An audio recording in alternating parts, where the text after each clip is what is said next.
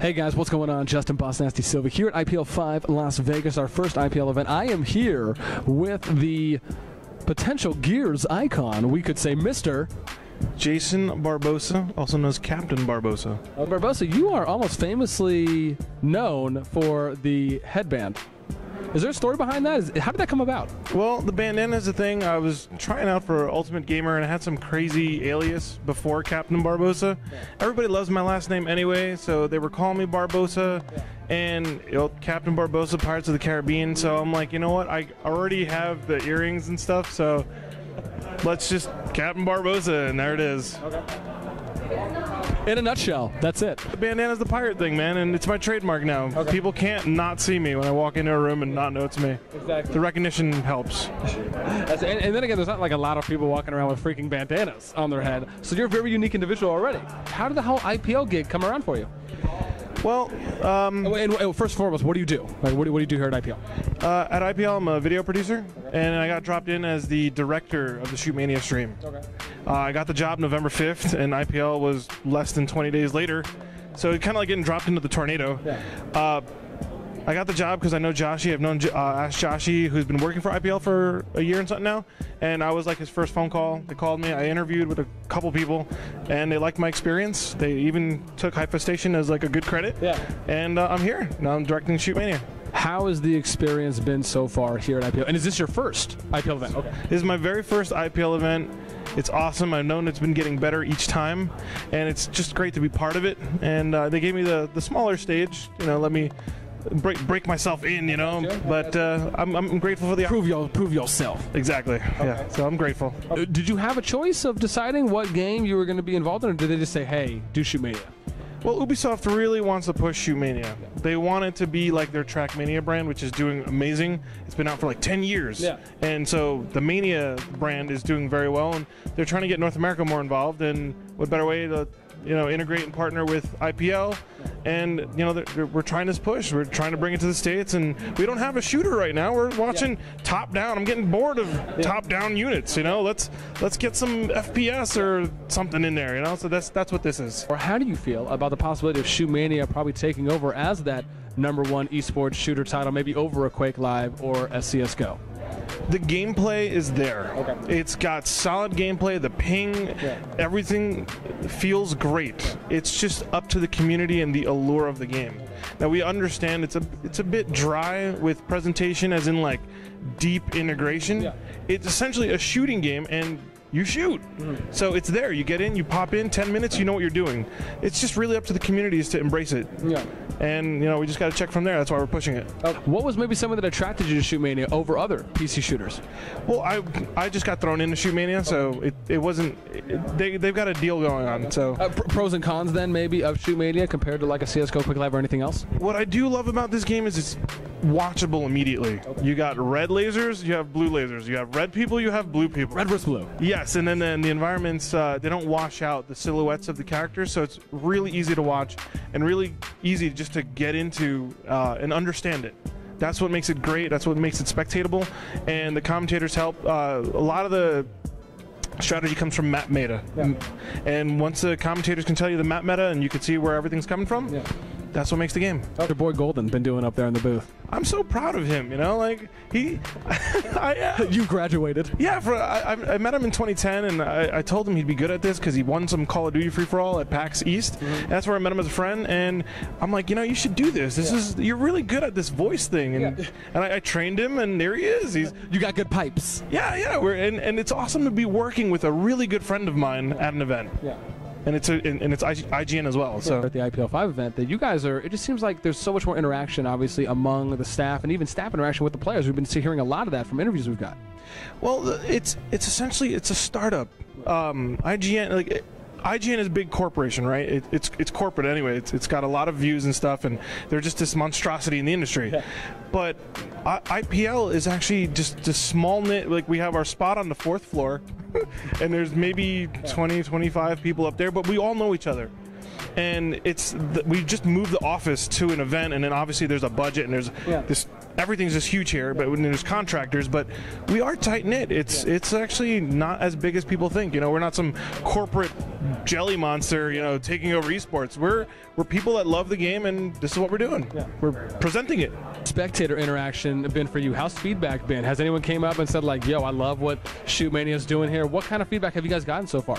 People, like I said, the 10 minutes to play the game, you understand what's going on, they like it, it's fun. Yeah. Again, this is like, I think we caught people off guard, because ShootMania is in beta still, and it's not out in masses. You got to get a beta key, you got to play it. So it's still tough to gauge, but the people that were here, they had a great time. I mean, they were making more noise at the PlayStations, or the stations that you can play on, than over there at the theater. So, you know, people are having fun with the game, whether they want to spectate it and think it's a big deal. We still need to see if it's going to be picked up. Okay. How did you get your start in esports? To maybe get to where you're at now. Oh, well, I'm going to make a long story short, right? I'm into video production, and I'm into video games. A guru, as some say. Yeah, I love my video production, and I've always tried to do professional things as cheap as possible. Yeah. That was my goal, because there's really no 3-4 years ago when I started, there was no money flying around like it is now in esports. So I did everything as cheap as I could. I had a friend, my partner, business partner, Aaron Hassel, helped me out. Couple years. I did a lot of video production, he did a lot of marketing, and we just kind of started sneaking our way through like prominent players. And that just I was more focused on people than it was the games. So I started interviewing people like you are doing right now, and I got to know everyone. Yeah, I got to know everyone, probably like you're getting to know everyone, and from there people learned that I did video production. I started tag teaming video productions with people, and I am now at IPL. It just kept climbing and snowballing into connections, and it took me like a good 5 years, but I'm sitting in a nice spot, and I like it a lot. Yeah. How much do you know about Gears of War Judgment, and is there possibly anything there? I just got back from the playtest. I did a playtest at Epic Games. As they brought in 10 community members to playtest the game. Now I know I'm going to look at the Gears community. Yeah. I know you guys are like, who the hell are these 10 people? I am so much better at this game, or more credible at this. Come on, man. I'm Elite Simpsons.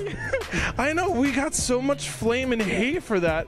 But what it comes down to is Epic needed people that can communicate for them as well, because we're kind of like a community team as well, so that we can communicate, we can write an article. Exactly. You know, we can actually actively. It's not just you go and you play. It's not just that. You do have to have some knowledge on how to give feedback in a constructive format that the developer is going to understand.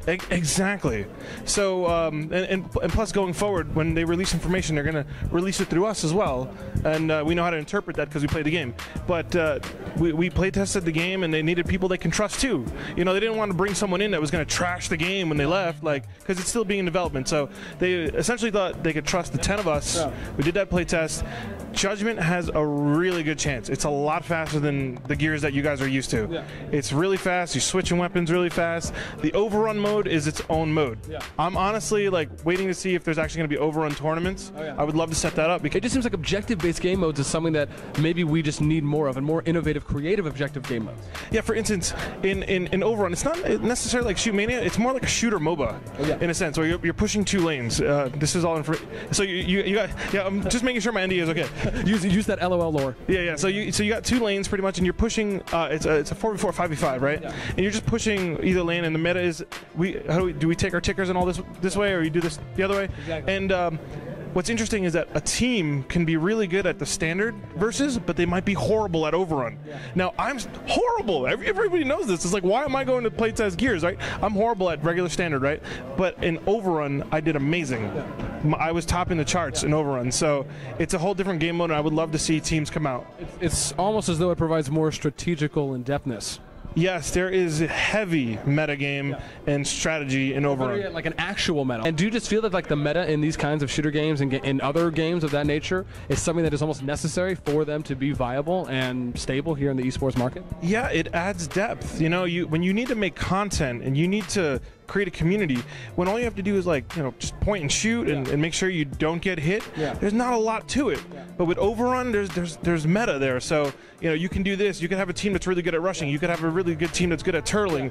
It's there. There's depth. You can make videos on how to be a ticker player, how to be a mauler, you know, and that content, I just can't wait to see it. Yeah. Okay.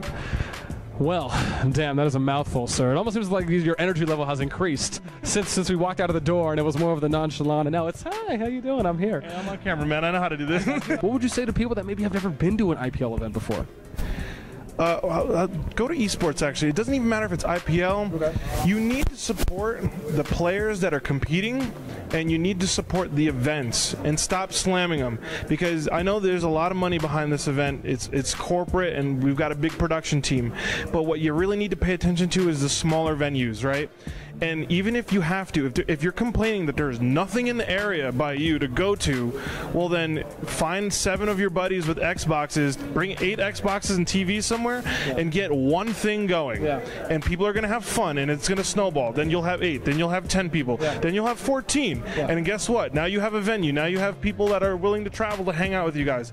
You got to support the little initiative. Everything can't be supported by big money. Yeah. So we want a nice, diverse community, and that's how it's got to happen. Okay. So an example of that would almost be if Hype Station got like 50 or 100,000 viewers, there most likely probably would have been a Hype 3.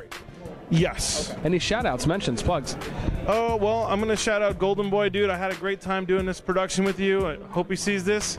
I got a shout out to the Gears community. I know you guys are like questioning my motives and everything, but look, I'm at IPL right now, and I have ears for Gears, right? Oh, I didn't really want that to... ears for Gears? I didn't want that to come out like that, but people are willing to listen to me about Gears, so... New hashtag. Gears community, I'm going to try. I'm trying my heart out, but I'm not going to hype up anything until I have something solid, but I am trying. Where can people find more about CaptnBarbosa and what you are doing in the future?